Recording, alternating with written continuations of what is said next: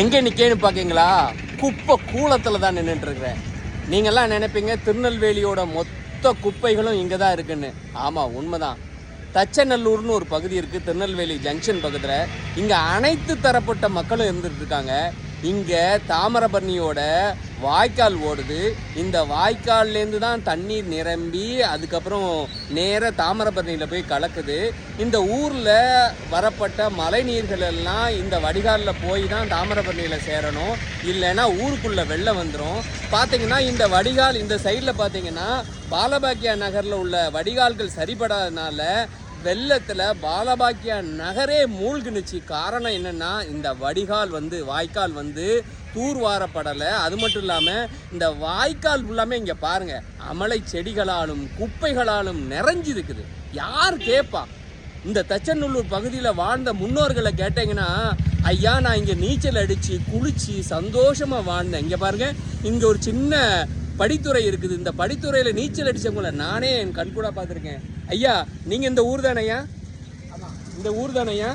இங்கே இந்த வாய்க்காலில் நீங்கள் குளிச்சிருக்கீங்களா? ஆமாம், அதாவது சோறையை பொங்கியிருக்காங்க. ஓ, தண்ணி எடுத்து போய் சோறையை பொங்கியிருக்காங்க. வாய்க்கால் இந்த லெஜெண்டில் இருக்கு. இந்த பாலத்தை கட்ட விடாமல் தடை பண்ணிட்டு இருக்காங்க. ஓஹோ, டபுள் பாலம் வர வேண்டியது. ஐயா இந்த இடத்துல டபுள் பாலம் சாக்கடைகள் தடைபடாமல் இருந்திருக்குன்னாங்க. அது நடக்கலை.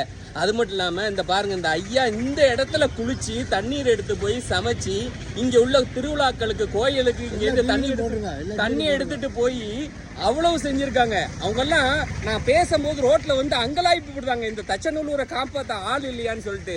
அரசியல்வாதிகளை கேட்குறேன், இங்கே உள்ள பொதுமக்களை கேட்குறேன், இந்த ஊருக்காண்டி போராடுற ஒவ்வொருவரையும் கேட்குறேன். இந்த ஊருக்கு நிலத்தடி ஆதாரமாக இருக்கின்ற இந்த கால்வாய் சரிப்பட முடியுமா?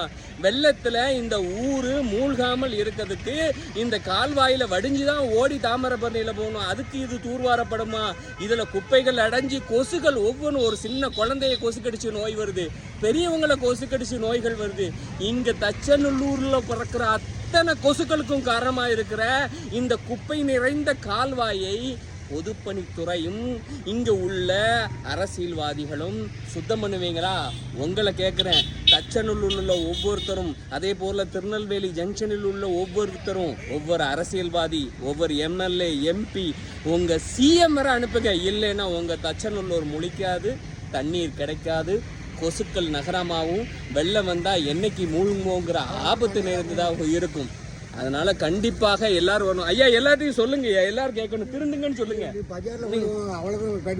அவ்வளவேன்னு சொல்லுவான்னு சொல்றீங்க. தச்சநல்லூருக்கு எல்லாரும் மனசுலயும் இருக்கு, ஆனா யாரும் கேட்கறது இல்ல.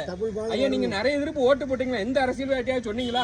ஓட்டே போடக்கூடாது, ஒரு பயிலுக்கும் ஓட்டு போடக்கூடாது. பாருங்க, தச்சநல்லூர் ஒருத்தனும் ஓட்டே போடக்கூடாதுன்னு இந்த கால்வாயை சரி பண்ணல, இந்த சாக்கடைகளையாவது சுத்தம் பண்ணிருக்காங்களா? ஒண்ணு கிடையாது, பூரா கொசுக்கடி சாவுதான் கிடந்து. கொசுக்கடியில சாகுறாங்க தச்சநல்லூர் மக்கள்.